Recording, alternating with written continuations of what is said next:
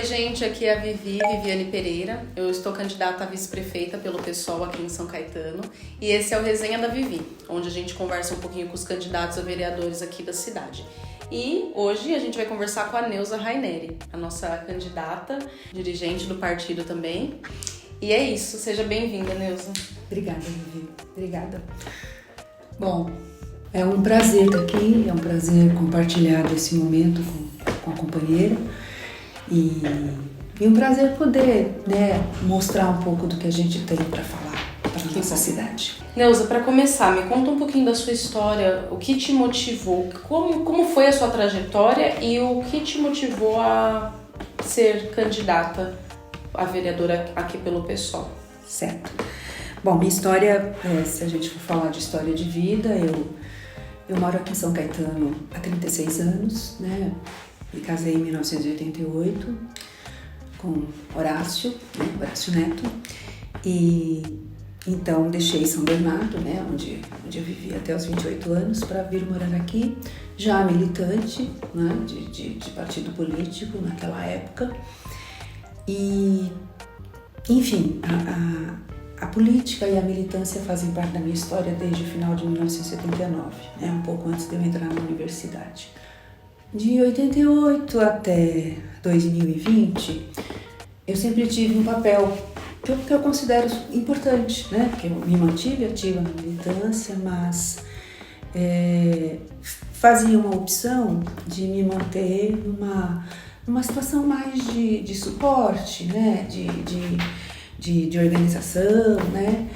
E foi isso, acabou culminando de maneira bastante importante na minha vida em 2017, quando me tornei presidenta do Diretório Municipal do PSOL de São Caetano, né? Na convenção daquele ano, em agosto de 17, escolhi o meu nome como presidenta, porque as chapas que disputaram, né, a que eu encabeçava, fez ali a maioria, né? Então, tornei presidenta. E a pandemia acabou me mantendo nesse papel praticamente por 4 anos, né? Porque não pudemos ter encontros presenciais, né, a partir de 15 de março de 2020, e deveríamos ter renovado essa direção, né, nesse período. E aí acabei permanecendo nesse espaço da presidência do partido em 2020, quando fui também candidata a vereadora, né, exercendo a presidência com o papel de direção, né, do partido e também fazendo parte da coordenação dessa campanha, né, que para nós era algo muito novo. Né? A gente que vem da militância tradicional da rua, né, a militância de organização de movimento, enfim, de participar de inúmeros momentos em que a rua fala, né, pra gente e a gente conversa com o que vem da rua, né, para construir a política. Fazer tudo isso dentro de bastidores, dentro do meio online, dessa vida virtual, né? A princípio assustador e depois acabou se mostrando até uma coisa que tem lá os seus momentos interessantes, né? E em 20, participando de toda essa novidade, fiquei em segundo lugar na chapa de vereadoras, de vereadores, né? Naquela época conseguimos, apesar da pandemia, ter 14 candidaturas disputando, né? Horácio, meu companheiro, foi candidato a prefeito. E tivemos a riqueza de construir, de somar votos dessas candidaturas todas para construirmos, né, assim, a conquista de um primeiro mandato do PSOL na cidade, né? Tivemos o privilégio, sim, de ter um mandato do PSOL aqui, mas que se iniciou em 2004 com a reeleição de um, então, vereador que estava ainda no PT, né? Horácio era vereador do PT, reeleito em 2004, e ele, em 2005, quando saímos do PT, o mandato permaneceu com ele, claro, e era o único mandato do PSOL que tínhamos aqui por essas plagas, né, por esse pedaço aqui da região. Em 20, essa suplência, né, já considerei uma coisa super importante, né, assim, uma coisa que me deu um estofo, uma possibilidade de continuar pensando no que as coisas, né, no futuro, né, de ocupar esse espaço com efetividade, né? E em novembro de 2021, eu me lembro precisamente, fui convidada a assumir, né, essa vaga da suplência por época da comemoração do 20 de novembro, pelo fato de ser negra, né? As companheiras do mandato, o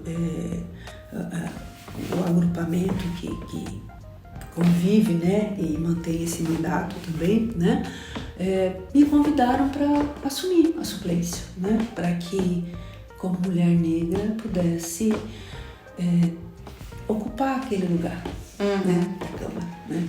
Foi esse o contexto, foi essa a conversa que tivemos, né, para a qual eu fui chamada.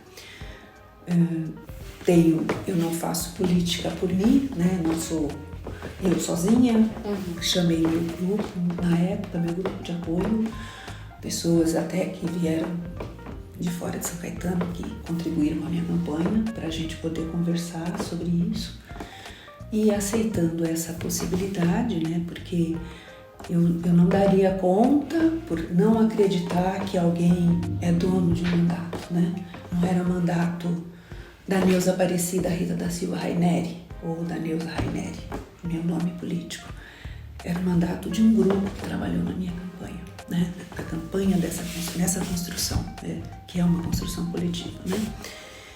E sim, aceitamos e fomos nos reunirmos para pensar o que faríamos nesse mandato, né? Que na verdade ele teria somente 2 sessões, né? Dia 16 de novembro de 2021 e dia 23 de novembro de 2021. Né? Mas Nossa, eu lembro dia desse 23 de novembro de 2021 faleceu a vereadora Sueli Nogueira, né? E era muito interessante pensar assim na possibilidade, e eu pensava muito nisso, e quando eu assumi, eu tomei a posse lá, assinei aquele livro, né? Eu estava assim, satisfeita de pensar que a Câmara de São Caetano teria 2 mulheres negras convivendo no mesmo mandato. E até porque conheci Sueli muito anteriormente a isso, né? Eu e Sueli tivemos filhos crescendo na mesma sala de creche, né? E então nos encontrávamos na entrada e na saída da creche. Eu conhecia uma parte ali da vida ali, uma parte pequena, né? Então, até pela relação pessoal anterior, né? E por essa possibilidade política desse espaço ter essa presença. Sim. Fiquei rezando pela melhora dela, né? Ela tinha acabado de ser hospitalizada quando eu assumi. Mas isso não aconteceu, infelizmente, né? E no dia 23, com o falecimento dela, o presidente encerrou a sessão. Foi uma sessão que homenageou lá de maneira, né, simbólica a vereadora, né, a representação negra que Sueli mantinha naquele espaço, né? E no dia 24 foi o último dia do mandato em que as coisas que conseguimos produzir, né, e acho que tivemos até uma produção bastante rica, né, pelo período que pudemos ocupar. Terminou isso e tínhamos ali essa produção com coisas pendentes que iriam ser votadas, né, projetos, requerimentos, né? Nós estávamos numa época de grande fervor, a gente pôde, por exemplo, apoiar o projeto Meninos e Meninas de Rua com uma moção, né? de apoio à luta que eles mantêm até Sim. hoje, né? Com a burocracia de governo racista e conservador, né? Que eu não tenho temor algum de afirmar isso, né? Então a gente teve isso, a gente construiu um requerimento que eu sango com ele até hoje para que essa administração tenha a dignidade de responder do jeito, né, objetivo, né? Porque assim, a questão do racismo nessa cidade, ela tem muitas frentes para serem atacadas, né? Essa frente que eu considero que é até burocrática dentro desses espaços do parlamento, um requerimento para saber se cumpriu ou não leis que deviam estar sendo postas em prática há praticamente 20 anos atrás, né? 2003, 2008. Fizemos um projeto lindíssimo, né? Que a cidade perdeu a grande oportunidade de ser pioneira, né? Apresentamos um projeto da política de distribuição, né? Da justiça, vamos dizer assim, da pobreza menstrual, né? De resolver essa questão, que a cidade fizesse essa distribuição de absorventes às mulheres em situação de vulnerabilidade, né? As jovens, adolescentes que perdiam aula ou ainda perdem, né? Em função da falta desse instrumento, né? Dessa coisa tão básica, né? Na nossa cidade. E a Câmara preferiu não aceitar, né? E surpreendentemente, uma coisa que me decepcionou bastante na época, uma das vereadoras da base do governo foi capaz de votar contra, né? Quando a gente ocupa esse espaço, a gente passa por momentos muito diversos, né? Você sente uma certa dificuldade no diálogo porque você não é ouvido. Geralmente naquele espaço, enquanto um vereador está falando, né? Geralmente tem um grupo que não é que faça ouvidos loucos, eles fazem de conta que eles não estão ali, eles estão no playground, né? Sim. Em outros momentos, a gente sente que tem uma possibilidade de intervenção e de ser um canal entre os anseios, as dificuldades ou as movimentações da população por direitos para você dar voz, né? Eu vivi esse momento eu vivi tudo isso em uma única sessão. Impressionante. Foi uma sessão muito intensa, né? O Alcina estava no momento agudo da questão da transição que a gente vem vivendo, da privatização e desse desmonte do ensino médio na cidade. Então a Câmara estava repleta, né? Famílias, alunos, talvez profissionais, ali não dava para eu identificar todos.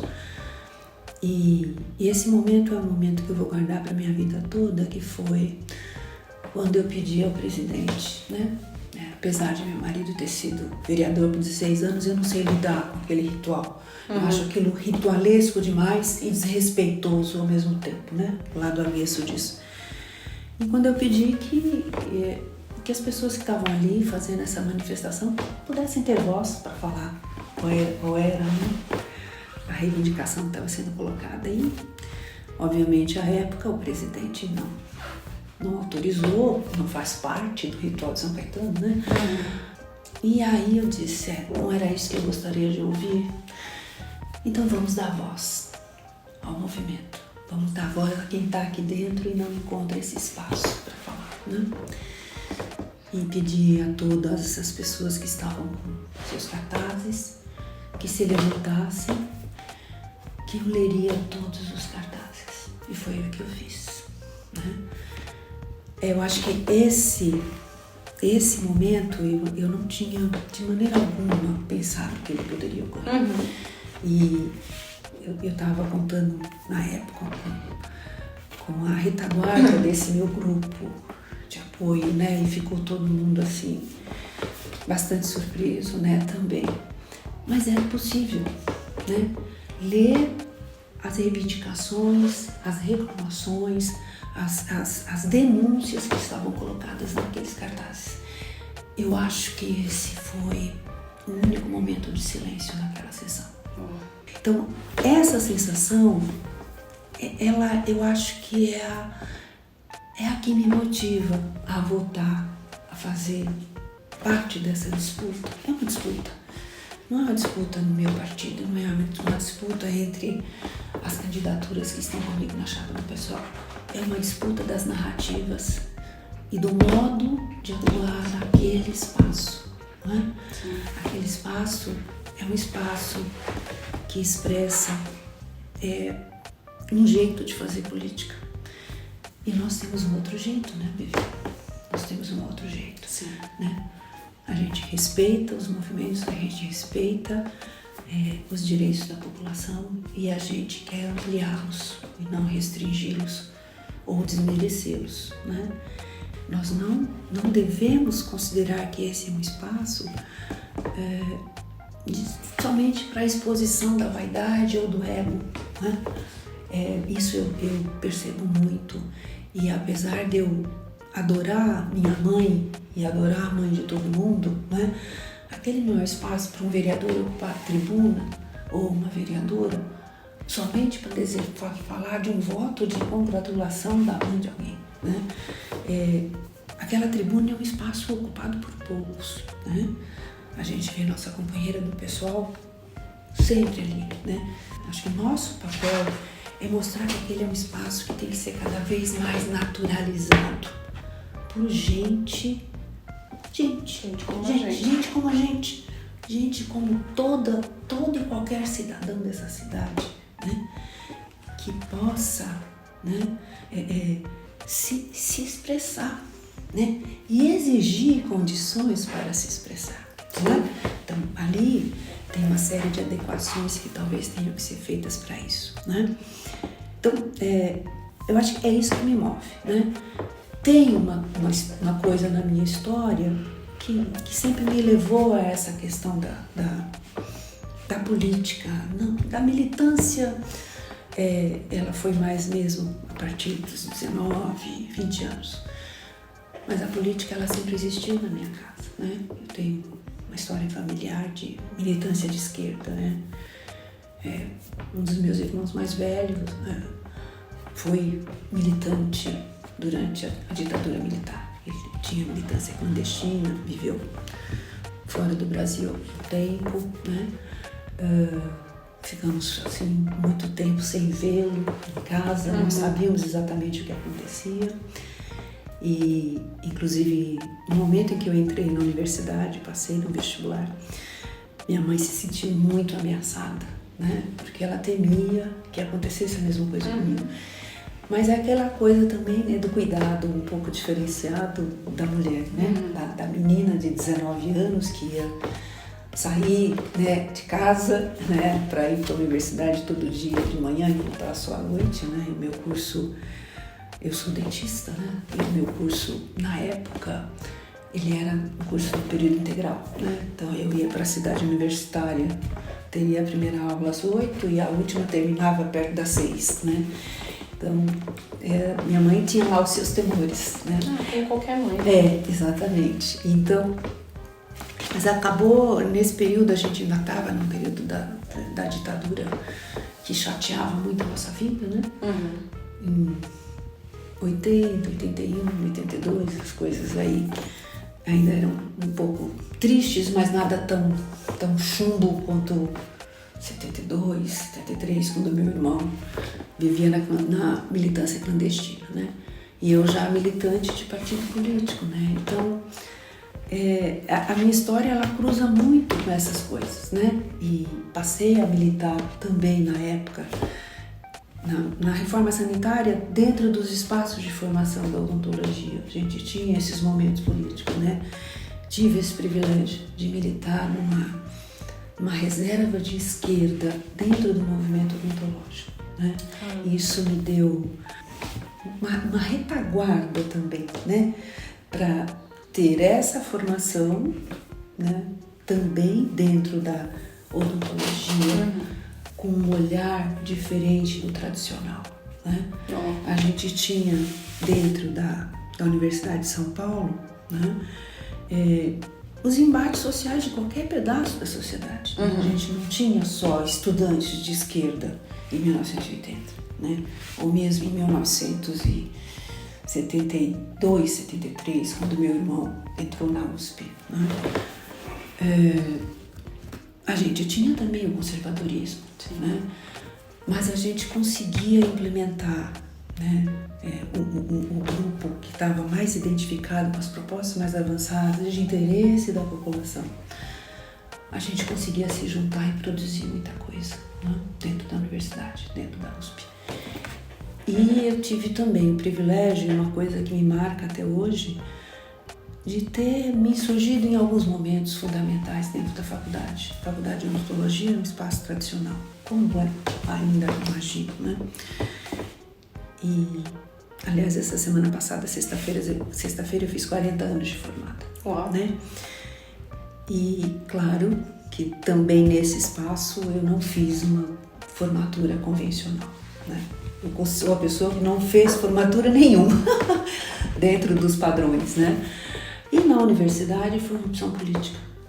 Por quê? Porque o diretor da faculdade de odontologia na época resolveu que ia cobrar alguns procedimentos que fazíamos na clínica, porque a gente faz atendimentos clínicos, porque senão nós não nos formamos, Sim. não saberemos lidar com bocas de humanos, só de manequins. Então, cobrar coisas básicas, coisas simples, né, e que davam ali uma característica, né, ou punham ali na prática a função social de um espaço universitário. De um ambulatório universitário. Você percebe? E o que aconteceu? A minha turma, a turma que entrou em 1980, era uma turma muito ativa e tínhamos tido veteranos de segundo ano, gente de cabeça muito boa, né? Então a gente conseguiu ir se formando ali, se capacitando, sem necessariamente os 83 que entraram em 80, né? Os outros 82 que entraram junto comigo, não éramos todos de esquerda, mas a gente tinha uma forma de pensar que convergia, né? E que pensava nesse conjunto. A greve na odontologia da USP, sozinha, né? A gente começou a panfletar o campus, a gente panfletava, parava o circular que andava dentro da universidade, né? Houve, na época, uma invasão da diretoria, né? Uma coisa impensável para a nossa faculdade. E o diretor ficou bastante zangado com isso, né? Com toda essa movimentação. E tentou, né, fazer uma caça às bruxas de quem eram as lideranças desse movimento. E resolveu instaurar uma sindicância junto à reitoria. Se essa sindicância vingasse, né, ele teria deixado um monte de gente pendurada lá.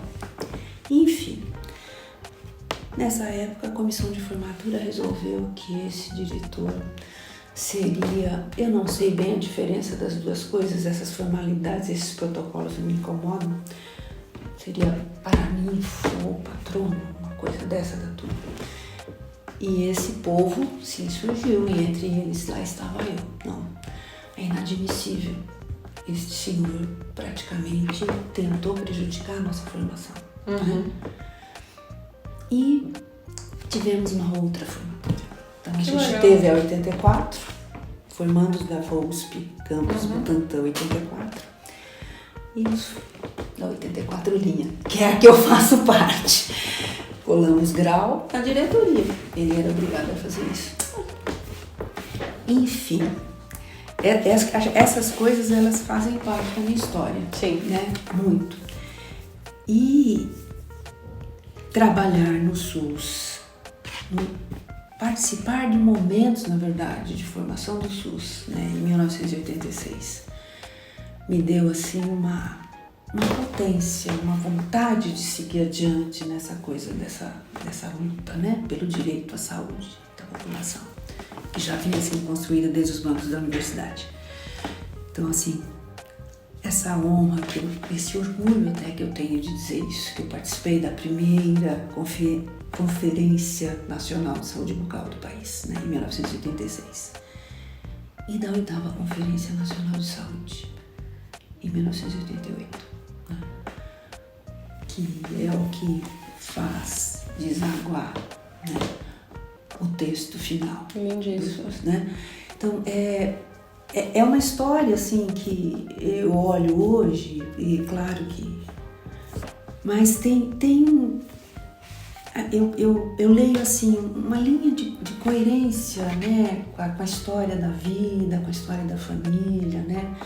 Ser filha de 2 baianos que vieram para São Paulo, 2 migrantes, 2 nordestinos que vieram para cá para tentar dar mais qualidade de vida para os 5 filhos que vieram, né? E eu sou a 6ª que nasce aqui em São Paulo, nasço em São Bernardo do Campo, sou de São Bernardo. As minhas irmãs, uma nasce em São Bernardo também, que é 1 ano e meio mais nova que eu, e a caçula nasceu em Osasco, porque foi se fazendo tentativas, né? De achar o melhor lugar para ficar, né? E meu pai, por fim, começou a trabalhar na Volkswagen, né, operário da Volkswagen, e ficou por aqui, por São Paulo, até 1971, né, quando resolveu que o melhor para ele era voltar lá para a Bahia, né? E nós ficamos aqui com minha mãe. Então, minha mãe ficou uma mãe solo, com 8 filhos, né?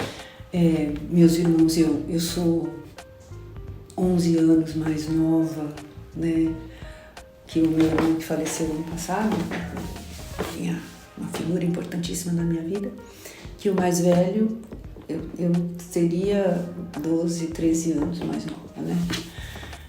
Mas, de qualquer modo, a situação foi bem difícil, né, para dar conta e para manter e para sustentar. E a gente começou a trabalhar cedo. Eu comecei a trabalhar com 12 anos de idade, como empregada doméstica, né?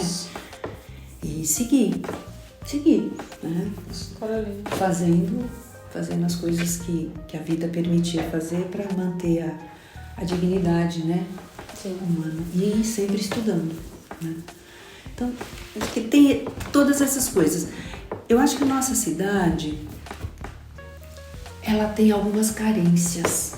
A primeira é perceber no seu todo, que ela pode ser ainda melhor do que ela é.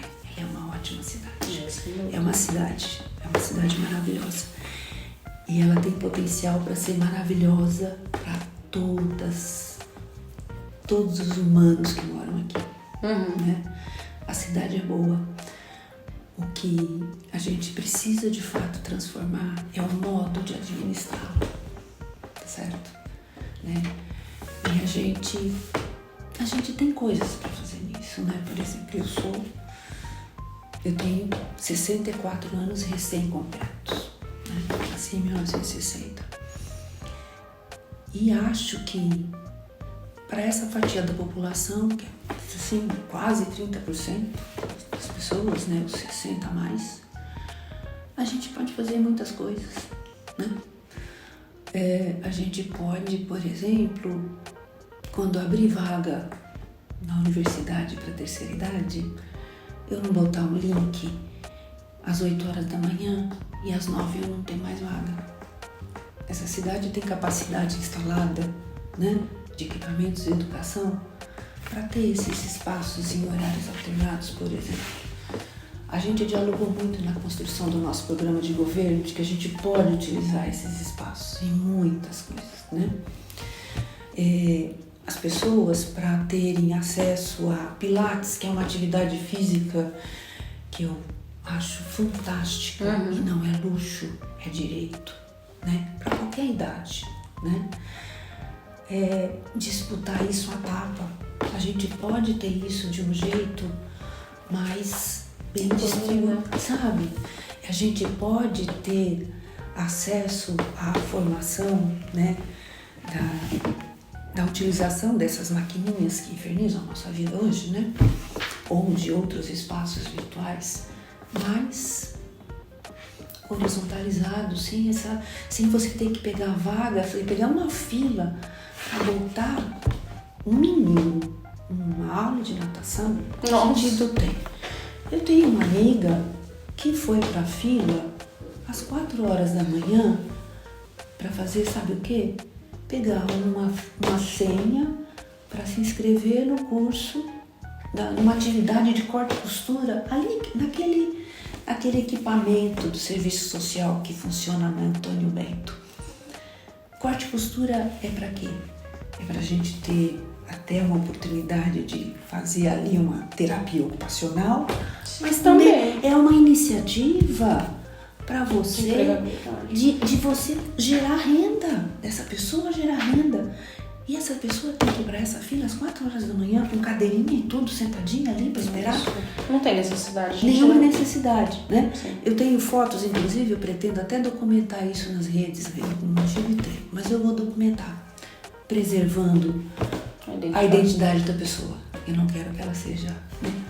Mas essa lógica da cidade que não abre espaço para que isso seja feito para todos de uma forma igual, e aí vende como privilégios para alguns, e com isso fica rendida, a população fica rendida, né? Você contou um pouquinho da sua história que te trouxe até aqui, aliás, acho que uma vírgula da história que te trouxe até aqui, né? Deve existir ainda muito mais capítulos e coisas lindíssimas e duras também para contar. Mas então vamos falar um pouquinho da história que você vai escrever quando candidato eleito. Vamos dizer que você foi eleita já então, e já estamos no final de 2028. Já passou aí 4 anos de mandato da Neuza. Você olha para esses 4 anos, o que você gostaria de ter aprovado? O que você quer deixar como legado, deixar como avanço na área, principalmente nas pautas progressistas que a gente ainda está caminhando lentamente dentro da cidade, por ser uma cidade moralista, conservadora, né, feitas por homens ricos, enfim. Qual a história você gostaria de ter escrito no final desses 4 anos? De que eu estou construindo um espaço coletivo, né? De construção de propostas com a escuta ativa do que a rua me dá, do que a construção de um grupo de pessoas que me apoia me traz, né? De que eu tenha espaços de avaliação deste mandato frequentes para que a gente tenha lastro, de fato, de que está trilhando caminhos que são bons para a população, né? Como eu te falei agora há pouco, ocupar aquele espaço não dá canonização a ninguém. Não somos santos, milagreiros e nem heroínas, nem heróis, né? Então, eu acho que essa é a coisa central, que eu acho que seria muito boa a sensação de eu ter conseguido, né? De que teria mantido essa escutativa durante 4 anos de mandato, né? Para que a população realmente tenha a possibilidade de pontuar esse mandato, né? A outra coisa, eu acho que tem uma coisa que nós do PSOL temos que bater em pé. E todas as companheiras e companheiros do PSOL que elegeremos temos que tornar como pauta. Já fiz essa provocação também nas nossas construções de programa de governo. Todos aqui temos que lutar contra o racismo.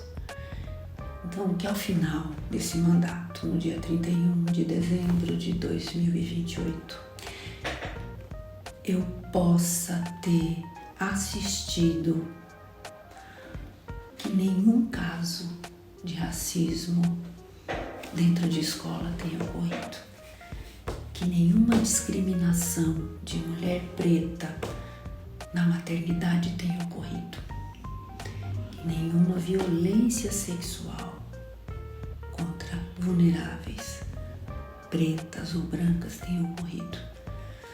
Nesse último ano, essa desconstrução de todas essas coisas, elas não são mágicas. A gente precisa mudar muita coisa na estrutura da sociedade. E não é o parlamento, não é um mandato, não é uma cidade que constrói, é uma concepção de relação, né? Uma correlação de forças na sociedade que se dá também, né? Então, vou ficar muito satisfeita, Vivi, se a gente tiver de fato, né, nas escolas, as construções pedagógicas que desconstruam o machismo e que as mulheres não sofram violência obstétrica, né? Se eu conseguir produzir coisas, de ser quem assina alguma coisa que um coletivo construa, para que a gente ponha isso de fato, ponha uma pá de cal nessas violências, eu realmente estaria satisfeita. Se isso não conseguir, de pelo menos mobilizar a população para que ela perceba, né, que a força para fazer essas coisas acontecerem está na mão dela. Não é um mandato, não são 2 mandatos, não são 20 mandatos. Sim. É força da população que vai ter que fazer isso, né? A população tem que se apropriar disso, né? E tem mais uma coisa que eu repito isso e eu vou insistir, de ter ampliado o número de pessoas na nossa cidade que perceba que o seu voto não deve ser moeda de troca para acessar direitos. Isso é central, não só aqui, tá certo?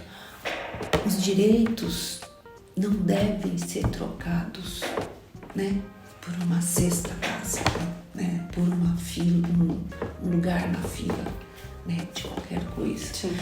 Soube recentemente que as pessoas voltaram a receber o cartão gás, né?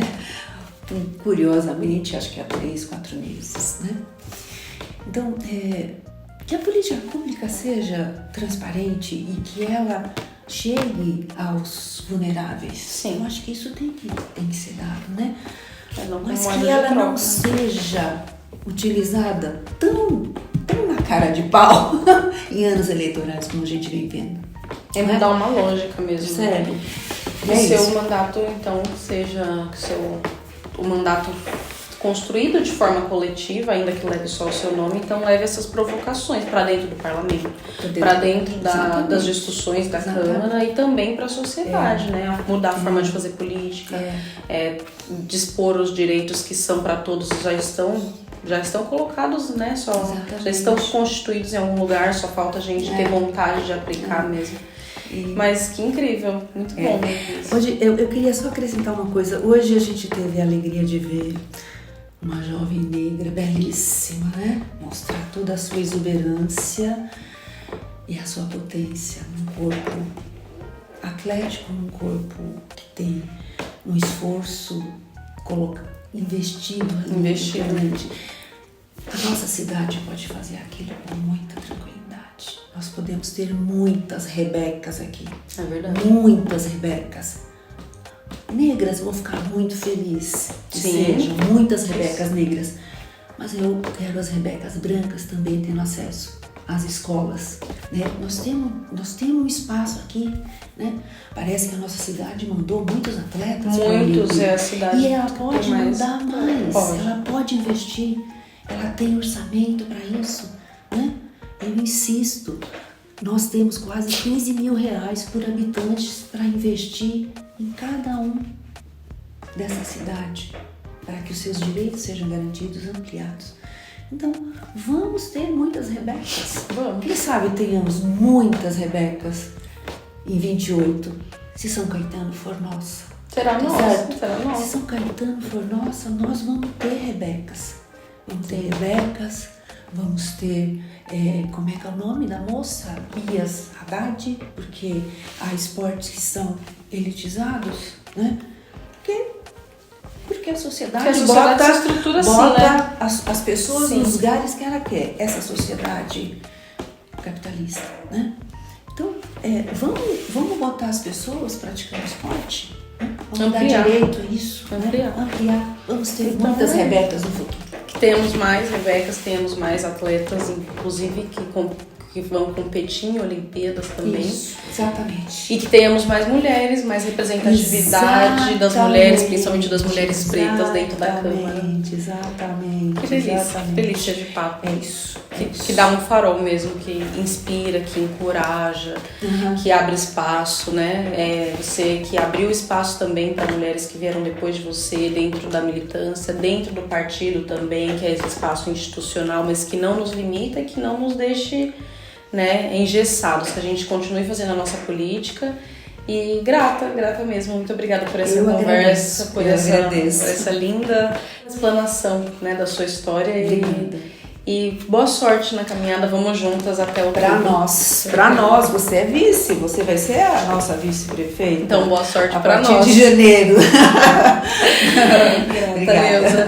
E esse foi mais um Resenha da Vivi com Neuza Raineri. Até a próxima.